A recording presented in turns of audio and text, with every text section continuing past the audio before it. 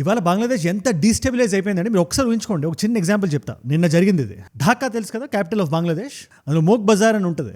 ఢిల్లీలో ఉండే పాలికా బజార్ లాంటిది అనుకోండి, చాలా రద్దీ ఉండే ఏరియా అది. అలాంటి ఏరియాలో ఒక ఫ్లైఓవర్ ఉంది.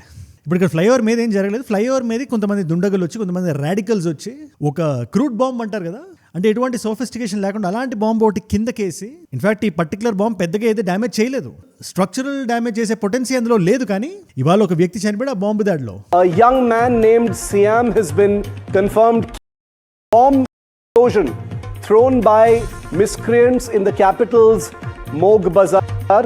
The incident సైఫుల్ అతని పేరు. ఒక 20 to 23 years ఉంటాయి. ఏముంది, ఒక వ్యక్తే కదా, బంగ్లాదేశ్లో ఎక్కడ జరిగితే మనకేంటి అనే క్వశ్చన్ మీకు రావచ్చు, అనే డౌట్ మీకు ఖచ్చితంగా రావచ్చు. కానీ ఇలాంటి దాడులు ఇవాళ బంగ్లాదేశ్లో చాలా కామన్ అయిపోయినాయి, ముఖ్యంగా ఉస్మాన్ హడీ డెత్ తర్వాత. ఇన్ఫాక్ట్ ఆయన చనిపోయిన రోజు కూడా వీడియో చేశాను నేను. అసలు ఉస్మాన్ హడీ అంటే ఎవరు, ఆ వ్యక్తికి అక్కడ స్టూడెంట్స్లో ఎందుకు అంత ఫాలోయింగ్ ఉంది, ఆయనకుండే యాంటీ ఇండియా సెంటిమెంట్స్ ఏంటి, ఇవన్నీ మనం మాట్లాడుకున్నాం. ప్యారల్గా బంగ్లాదేశ్లో జరుగుతున్న మైనారిటీల మీద అఘాయిత్యాల గురించి కూడా వీడియో చేశాను నేను.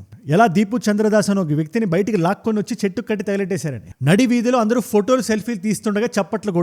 దానికి కూడా నేను డిస్కౌంట్ ఇవ్వట్లేదు. కాకపోతే ఇక్కడ జరిగింది మైనారిటీ మీద హత్య కాదు, ఇది అక్కడ ఉండే ఒక లోకల్ మీదే. నువ్వు ఇప్పుడు ఇలాంటి సంఘటన ఒకటి జరిగినప్పుడు ఎవరికైనా రావాల్సిన డౌట్స్ కొన్ని ఉన్నాయి, అలాగే నాకు కూడా వచ్చి అవి మనం మాట్లాడుకుందాం ఒకసారి. ఇలాంటి అల్లర్లు ఇవాళ బంగ్లాదేశ్లో జరిగితే, ఇలాంటి ఇన్స్టెబిలిటీ, ఇలాంటి రాడికలైజేషన్ ఇవాళ బంగ్లాదేశ్లో ఉంటే ఎవరు లాభపడుతున్నారు? సింపుల్ క్వశ్చన్, ఎవరు లాభపడుతున్నారు? మీరు ఏ హుడ్ అండ్ ఇట్ మిస్టరీ అయినా చూడండి, సినిమాలు చూసినా కూడా you can't make this up. ఇలాంటి రైటింగ్ ఎక్కడా జరగదు, ఎందుకంటే facts are stranger than fiction ఊరికే అన్నారు కదా. తారిక్ రెహమాన్ అని చెప్పి BNP అని ఒక పార్టీ ఉంది బంగ్లాదేశ్లో, బంగ్లాదేశ్ నేషనలిస్ట్ పార్టీ. ఇది రూలింగ్ పార్టీ కాదు, ఇవాళ ఉండేది ఇంటరిమ్ గవర్నమెంట్, అంటే ఎవరు ఎలక్ట్ చేయబడింది. అండ్ ఫిబ్రవరిలో బంగ్లాదేశ్లో ఎలక్షన్స్ వస్తున్నాయని చెప్పి ఒక టాక్ అవుట్ బయట నడుస్తుంది. ఇలాంటి టైంలో తారిక్ రెహమాన్ అనే వాడు రేపు వస్తుంటే, ఇన్ఫాక్ట్ ఆయన parents, I think mother is the leader, ఆవిడ ఒంట్లో బాగాలేదు. కాకపోతే ఈ పార్టీని రిప్రజెంట్ చేస్తే ఈ వ్యక్తి వస్తున్నాడు. కొన్ని వేల మంది సంఖ్యలో మొబిలైజేషన్ నడుస్తుంది. ఎవరైతే స్టూడెంట్స్ ఉన్నారో, ఓటర్లు ఉన్నారో బంగ్లాదేశ్లో, వాళ్ళని మొబిలైజ్ చేసే ఈ టైంలో ఇలాంటి సంఘటన జరగడం అనేది యాదృచ్ఛికం అయితే కాదని చెప్పి నా అభిప్రాయం. అండ్ ఈ బంగ్లాదేశ్ ఎలక్టోరల్ మోడస్ ఆపరెండి కూడా మనం చూస్తే, political assassination, unrest, emergency, delayed elections. జాగ్రత్తగా ఉండండి, ఇక్కడ political assassination, unrest, emergency, delayed elections, ఇదంతా ఒక ఫ్లోలో కొడుతుంటుంది బంగ్లాదేశ్లో. ఇది వాళ్ళ కొత్తగా జరిగింది కాదు. వాళ్ళకి స్వాతంత్రం వచ్చింది 1971లో. 1975లోనే ఇది మొదలైంది. షేక్ ముజిబుర్ రెహమాన్ గారు ఆయన చనిపోయిన తర్వాత సేమ్ పొలిటికల్ అసాసినేషన్, అన్రెస్ట్, తర్వాత ఎమర్జెన్సీ, తర్వాత ఎలక్షన్స్ డిలే అవ్వడం. అలాగే 1970స్లో జియావుర్ రెహమాన్ మనం తీసుకున్నా, 1990స్లో అవామీ లీగ్కి BNP మధ్యలో ఉండే ఇన్స్టెబిలిటీని మనం చూసుకున్నా. అవామీ లీగ్ అంటే ఈ షేక్ హసీనా గారి పార్టీ, BNP అంటే ఇప్పుడు తారిక్ రెహమాన్ పార్టీ. 2007-8లో వచ్చిన ఎమర్జెన్సీ రూల్ మనం చూసినా, 14లో జరిగిన ఎలక్షన్ బాయ్కాట్స్ మనం చూసినా, ఒక కామన్ ప్లే బుక్ ఉంటుంది. ఇవాళ కూడా అదే జరుగుతుంది. మీరు జాగ్రత్తగా వినండి, ఉస్మాన్ హడీ చావ్ అనేది ఒక యాదృచ్ఛికం కాదు, అది ఏదో ఒక ర్యాండమ్ పొలిటికల్ అసాసినేషన్ కాదు. దానివల్ల మొహమ్మద్ యూనస్ లాభపడుతున్నాడు అని చెప్పి నేను చెప్పడం కాదు, ఉమర్ హాదీ అని చెప్పి స్వయానా ఉస్మాన్ హడీ తోడబుట్టినవాడు, హిస్ బ్రదర్. ఆ వ్యక్తి మైక్ ముందుకు వచ్చి చెప్తున్నాడు, ఆ రోజు మేము షేక్ హసీనాని పంపించేశాం కదా, ఇవాళ మిమ్మల్ని పంపించడం మాకు ఎంత సేపు అని మొహమ్మద్ యూనస్ కి డైరెక్ట్ గా వార్నింగ్ ఇస్తున్నాడు. His brother has made that quite clear. He is blaming Mohammad Yunus for the law and order issues. He says if justice is not delivered, even Yunus may have to flee Dhaka. একটা জিনিস আপনারা মনে রাখবেন, ఇది చేస్తే మీకే లాభం అని చెప్పి చెప్తున్నాడు. ఎందుకు? ఇక్కడ మీరు జాగ్రత్తగా వినాలి. బంగ్లాదేశ్ ఇండియా మీద బ్లేమ్ వేసినా, ఉస్మాన్ హడీ చావుకి ఇండియా అని చెప్పి ఎంత జబ్బలు చర్చుకొని అరిచినా కూడా, ఉస్మాన్ హడీ చచ్చిపోతే బంగ్లాదేశ్ డీస్టెబిలైజ్ అవుతుంది. ఒక డీస్టెబిలైజ్ అయిన దేశం తన కుర్చీ కింద ఉండడం మొహమ్మద్ యూనస్ ఖచ్చితంగా లాభమే. ఎందుకంటే ఆ వ్యక్తి ఎలక్ట్ అయ్యి అక్కడ రాలేదు. అసలు ఆ వ్యక్తి అక్కడికి ఎందుకు వచ్చాడో కూడా అక్కడ ఉండే ఓటర్లకు కూడా తెలియదు. వన్స్ షేక్ హసీనా గారు ఫ్లీ అయిన తర్వాత అమెరికా ప్లాంట్ చేసిన ఒక మోల్ ఇస్ మొహమ్మద్ యూనస్.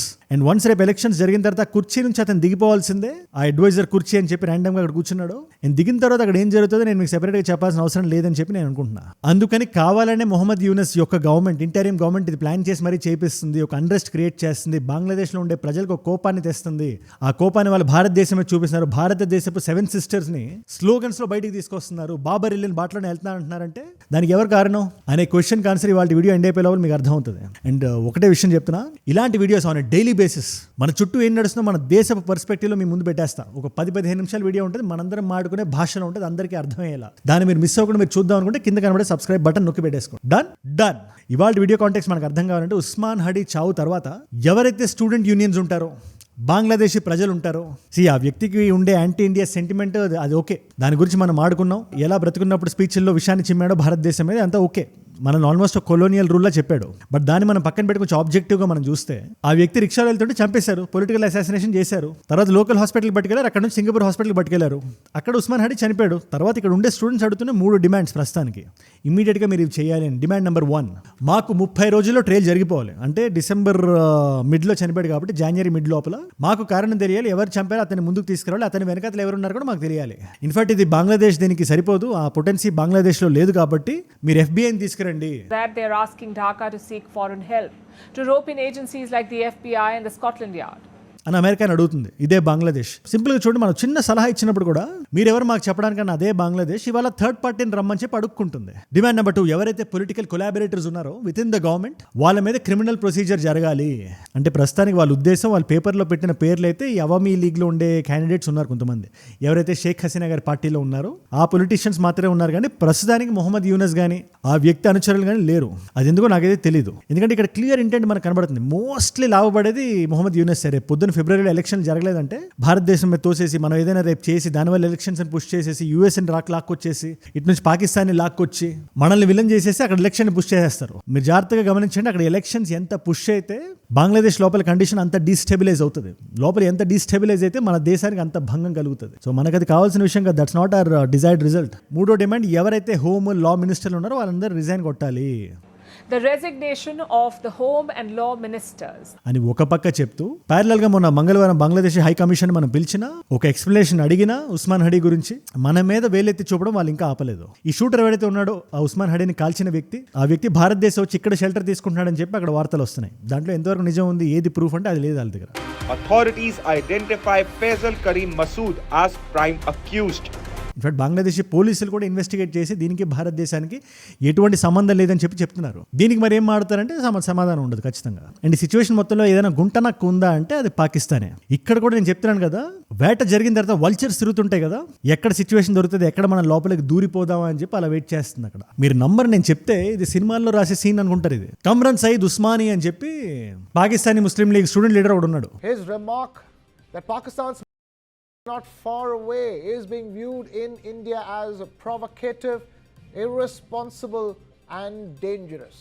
భారతదేశాన్ని ధమ్కేసాడు అక్కడ పాకిస్తాన్లో కూర్చొని. మీరు కానీ ఒకవేళ బంగ్లాదేశ్ని ప్రేరేపించినా, పుష్ చేసినా, దాడి చేసినా, మిజైళ్ళు పంపించినా మా సైడ్ నుంచి మేము వస్తాం, మేము ఊరుకోం. బంగ్లాదేశ్ ప్రజలకు ఏమైనా మా గుండెలు తట్టుకోలేము, మావి చాలా సున్నితమైన హృదయాలు, కాబట్టి మీరు ఖబర్దార్ బంగ్లాదేశ్ మీరు టచ్ చేస్తే అని మన ముందుకు వచ్చి మీసాలు తిప్పి తొడగొడుతున్నాడు. మనం జస్ట్ కొన్ని డికేట్స్ మనం వెనక్కి వెళ్తే ఇదే బంగ్లాదేశ్లో 3 మిలియన్ జనాల్ని, 3 మిలియన్ బంగ్లాదేశ్ని చంపింది ఎవరు అంటే ఏ హిస్టరీ టెక్స్ట్ బుక్ అయినా చెప్పేది ఏంటి? Of course Pakistan history text books అయినా చెత్త కుప్పలో పడేయాల్సినవి, అవి కాదు మనం చూడాల్సినవి. ప్రపంచంలో ఏ అదర్ హిస్టరీ బుక్ అయినా మనకు చెప్పేది ఏంటంటే పాకిస్తాన్ చంపేసింది అని. ఒకప్పుడు బంగ్లాదేశ్ పాకిస్తాన్లో ఉండే విషయం అందరికీ తెలుసు. ఆ టైంలో ఉర్దూ ఇంపోజిషన్ గురించి, ఎలక్టోరల్ ఫ్రాడ్స్ గురించి, షేక్ ముజిబుర్ రెహమాన్ గారు చేసిన ఫ్రీడమ్ స్ట్రగుల్ గురించి, ఆ రోజున ఎవరు బంగ్లాదేశ్కి హెల్ప్ చేశారంటే భారతదేశం అని, పాకిస్తాన్కి ఎవరు హెల్ప్ చేశారంటే USA అని, ఇండియా కోసం ఆ రోజు USSR వచ్చిందని, ఇవన్నీ అందరికీ తెలిసిన ఒక general knowledge point of view ఇది. ఇవాళ ఆ టైం అయిపోయిందో మర్చిపోయిందని చెప్పి ఏ భారతదేశం అయితే బంగ్లాదేశ్ని హెల్ప్ చేసిందో, శరణిచ్చిందో, ఆ రోజున ఫాదర్ ఆఫ్ ద నేషన్ అని పిలుచుకునే షేక్ ముజిబుర్ రెహమాన్ గారు చనిపోయిన తర్వాత కూడా, అసాసినేషన్ జరిగిన తర్వాత కూడా షేక్ హసీనా గారు మన దేశంలో మనం పెట్టుకున్నాం. మనం 1975లో time and again we proved Bangladesh అంటే మాకు పెద్దగా వ్యతిరేకం లేదు, మీ ఎదుగుదలకు మేము తోడుంటామని మనం చెప్తే ఇవాళ మన దేశానికి ఎదురు తిరుగుతున్నారు వాళ్ళు. వాళ్ళిద్దరూ కలిసిపోయి ఒక డిఫెన్స్ డీల్, ఒక డిఫెన్స్ ప్యాక్ట్ ఒకటి సంతకం పెట్టేసి, ఎలా అయితే పాకిస్తాన్ సౌదీతో పెట్టిన అలాంటి డీల్ ఒకటి సంతకం పెట్టి అందులో న్యూక్లియర్ షేరింగ్ పెట్టి అనవసరంగా పాకిస్తాన్ ఇక్కడ సునకానందం పొందుతుంది. అండ్ రేపు పొద్దున్న ఏదైనా తేడా కొడితే మళ్ళీ వెన్నుపోటు పొడిచేది ఇదే పాకిస్తాన్. దాంట్లో ఎటువంటి డౌట్ ఉండదు కదా. అది కూడా టైమ్ అండ్ అగైన్ ప్రూవ్ అయిందే కదా. అందుకని ఇవాళ బంగ్లాదేశ్ ప్రజలు కూడా అది చూస్తున్నారు. ఈ ఉమర్ హడీ లాంటి వ్యక్తి ఎవరైతే బ్రదర్ ఉన్నాడో ఉస్మాన్ హడీకి డైరెక్ట్ వార్నింగ్ ఇస్తున్నాడు. উসমান হাদির বিচার যদি না হয় আপনারাও একদিনে বাংলাদেশ থেকে পালাতে বাধ্য হবেন. మీరు కూడా పారిపోవాల్సి వస్తుందని చెప్పి ఆయన షేక్ హసీనా భారతదేశానికి అయితే రారు కదా. ఇవాళ భారతదేశం హెల్ప్ కావాలని చెప్పి ఆయన ముందుకు వస్తున్నాడు. ఎంత ఐరానికల్గా ఉందంటే భారతదేశం మీద బంగ్లాదేశ్ వాళ్ళ విషయం చెబుతుందంటే దానికి కారణం ఈ Mohammed Yunus. North east states గురించి ముందు వెనక చూసుకోకుండా నోటికి ఏది వస్తే అలా మాట్లాడుతుందంటే దానికి కారణం ఈ మొహమ్మద్ యూనస్. ఇంకా గట్టిగా అసలు మనం మాడాల్సి వస్తే ఇవాళ బంగ్లాదేశ్ ఈ స్థాయికి డీస్టెబిలైజ్ అయిపోయిందంటే దానికి కారణం మొహమ్మద్ యూనస్. ఈ మొహమ్మద్ యూనస్ వచ్చి భారతదేశాన్ని ఇవాళ హెల్ప్ అడుగుతాడంట. మరి భారతదేశం హెల్ప్ చేయాలని చెప్పి మీరు అనుకుంటున్నారా? ఇదే మొహమ్మద్ యూనస్ ని, ఏ మొహమ్మద్ యూనస్ అయితే చైనాకి వెళ్ళి అరుణాచల్ ప్రదేశ్ చైనాదని చెప్పి వాగాడో, ఏ మొహమ్మద్ యూనస్ అయితే అమెరికా డాలర్లు ఇస్తుందని చెప్పి భారతదేశం మీద ఏది పడితే అది మాట్లాడాడో, ఏ మొహమ్మద్ యూనస్ అయితే ఇవాళ పాకిస్తాన్తో వెళ్ళి డిఫెన్స్ డీల్ సైన్ చేస్తున్నాడో, ఆ మొహమ్మద్ యూనస్ అడిగితే అంటే మనం హెల్ప్ చేయాలంట హ్యూమానిటేరియన్ గ్రౌండ్స్ లో. ఇన్ఫాక్ట్ గ్రౌండ్ లో ఆ వ్యక్తిని పాతి పెట్టకపోతే సంతోషించాలి భారతదేశం గడ్డ మీదకి వచ్చిన తర్వాత. మనకి అల్టిమేట్ గా కావాల్సిన 3 విషయాలు: credible, free and time bound elections, ఒక న్యూట్రల్ అడ్మినిస్ట్రేషన్, పొలిటికల్ రిప్రెషన్ కి ఒక ది అండ్ కార్డ్ పెట్టాలి. ఇన్ఫాక్ట్ మనం ల్యాండ్ బార్డర్ షేర్ చేస్తున్నాం కాబట్టి ఆ దేశంలో ఉంటేనే మనకి బెటర్. అండ్ థ్యాంక్ఫుల్లీ వాళ్ళు మొహమ్మద్ యూనస్ మీద చేతులు లేస్తున్నాయి. ఆ రెజిమ్ ఎండ్ అవ్వాలి, ఫెయిర్ అండ్ ఫ్రీ ఎలక్షన్స్ జరగాలి. ఏదో మన వాళ్ళని మన పప్పెట్ని అక్కడ పెట్టాలి అమెరికాలో మనం ఆలోచించట్లేదు. మనం అమెరికన్ ఇండియన్ పప్పెట్ని ఒకటి వెళ్ళి అక్కడ పెట్టాలి, అది కాదు మన ఆలోచన. ఇవాళ 3 layers లో మొహమ్మద్ యూనస్ ని పాయింట్అవుట్ చేస్తున్నారు, 3 levels లో డిప్ప మీద కొడుతున్నారు. పాయింట్ నెంబర్ 1, ఉస్మాన్ హడీ లాంటి వ్యక్తి బయట వెళ్తున్నప్పుడు చంపేస్తే ఏది సెక్యూరిటీ, ఏది ప్రొటెక్షన్, ఏది where is the law and order of the country? ఇకపోతే రెండోది, వన్స్ చనిపోయిన తర్వాత మీ జ్యుడిషియల్ ప్రాసెస్ అంత స్లోగా నడుస్తుంది. ఎప్పుడు ఎఫ్ఐఆర్ రిజిస్టర్ చేశారు? ఇండిపెండెంట్ ప్రోబ్ ఎక్కడ? మీరు పర్పెట్రేటర్స్ నోటీస్ ఎవరైతే సంతాపం తెలియజేస్తున్నారో వాళ్ళ మీద మీరు పడితే అయ్యాలా? ఫైనల్ గా మూడోది, అందరూ అడగాల్సిన క్వశ్చన్ ఏదో నేను అనుకుంటున్నా. అవును, ఉస్మాన్ హడీ చచ్చిపోయాడు కాబట్టి ఈ BNP పార్టీ ఏదైతే ఉందో, ప్రస్తుతానికి అపోజిషన్ లో ఉందో, రేపు పొద్దున్న ఎలక్షన్స్ అయితే నిలబడబోతుందో, ఆ పార్టీకి పెద్దగా లాభం లేదు. ఎందుకంటే ఈ వ్యక్తి చచ్చిపోయిన తర్వాత అన్స్టెబిలిటీ క్రియేట్ అవుతుంది. ఎలక్షన్ జరుగుతుందో లేదో తెలియనప్పుడు ఆ పార్టీ ఎందుకు లాభపడుతుంది? దాన్ని క్రాస్ చేద్దాం. భారతదేశం మీద ఎంత బ్లేమ్ వేసి మనం చూపిస్తున్నా ఆ డాట్స్ ఎక్కడో కనెక్ట్ అవ్వట్లేదు. భారతదేశానికి సడన్ గా ఏం లాభం వస్తుంది ఉస్మాన్ హడీని చంపేస్తే? బంగ్లాదేశ్ వాళ్ళు ఏమైనా పెద్ద థ్రెట్ ఉందా భారత్ కంటే? లేదు. ఫైనల్ గా ఈ ఆకారం, ఈ రూపం మీకు కనబడుతుంది కదా, ఈ వ్యక్తికి మాత్రమే లాభం ఉందని చెప్పి జనాలు తెలుసుకుంటున్నారు, అట్లీస్ట్ 3rd layer లో. అండ్ ఇవాళ నేను చెప్తున్నాను కదా, జనాలకు కోపం ఉంది ఉస్మాన్ హడీ చనిపోయాడని చెప్పి. ఆ వ్యక్తికి భారత్కి ఉండే రిలేషన్షిప్ మనం కాసేపు పక్కన పెడదాం. ఇప్పుడు ఆ కోపాన్ని ఎక్కడో దగ్గర ఛానలైజ్ చేయాలి. ఆ ఛానలైజ్ చేసే డైరెక్షన్ మొహమ్మద్ యూనస్ అని జనాలకు తెలియాలి, అంతే. It's a matter of time. And once అది జరిగిన తర్వాత షేక్ హసీనా గారికి ఏదైతే జరిగిందో అది మొహమ్మద్ యూనస్కి జరగడానికి ఎటువంటి టైం పట్టదు. ఇంకా గట్టిగా వెళ్తారు జనాలు. ఎందుకంటే వాళ్ళు షాపులకి వెళ్తే ధరలు ఎక్కువ అవుతున్నాయి, వాళ్ళ కోసం ఎవరైనా నిలబడి మాట్లాడితే వాళ్ళు చంపేస్తున్నారు. ఎలక్షన్ జరగాలంటే జరగట్లేదు. మేము సెలెక్ట్ చేసుకున్న లీడర్ కాదు కదా, ఈ రూపాన్ని కాదు కదా మనం సెలెక్ట్ చేసిందని చెప్పి జనాలు ఫీల్ అవుతారు. సో ఆ కోపాన్ని ఎవరి మీద చూపిస్తారు? ఆల్రెడీ జరిగిందే మళ్ళీ జరుగుతుంది అని చెప్పి జియో పొలిటికల్ అనలిస్టులు మరి చెప్తున్నారు, మన నొక్కి వక్క నుంచి మరి చెప్తున్నారు. అండ్ అక్కడ పోలీసులు ఎంత నిష్పక్షపాతంగా ఉన్నారో మనందరం చూసాం కదా. ఒక వ్యక్తి తన ప్రాణానికి శరణ్ కోరి స్టేషన్కి వెళ్తే కేవలం మైనారిటీ ఎయిడ్ అని చెప్పి బయటకు వచ్చి మాప్కి అప్పగించారు ఇదే పోలీసులు, బంగ్లాదేశీ పోలీసులు. ఇంకా జుడిషియరీ ప్రాసెస్ బంగ్లాదేశ్లో ఉంటారా? షేక్ హసీనా గారు గురి తీస్తే చప్పట్లు కొట్టింది ఇదే కోర్ట్.